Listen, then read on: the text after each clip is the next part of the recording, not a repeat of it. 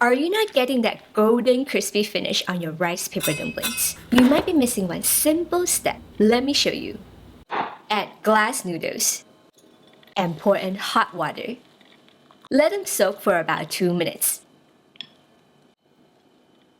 Drain. Cut into shorter segments. Glass noodles help to absorb moisture from the filling, so your dumplings can stay crispy longer. But that's not the full story. There's more to it. In a pan over high heat, add 1 tablespoon of oil. Add carrot, cabbage, snow peas, beech mushrooms. Stir fry for about 2 minutes. If you want to save time, you can also use a coleslaw mix.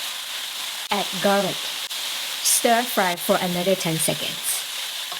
Add the glass noodles. Season with oyster sauce, hoisin sauce.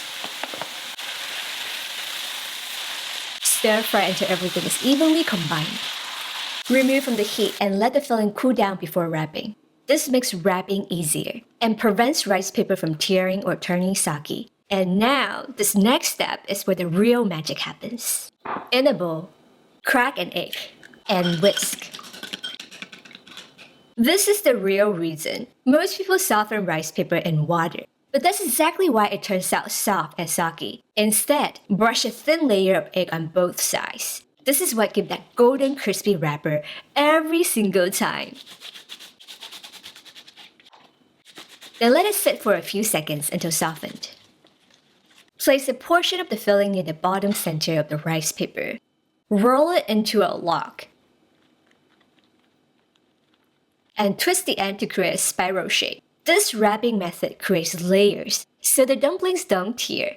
And that's another reason they hold up so well while pan frying. Repeat with the rest.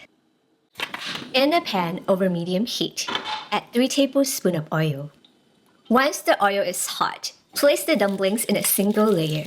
Pan fry for about 2 minutes per side until golden brown, turning as needed.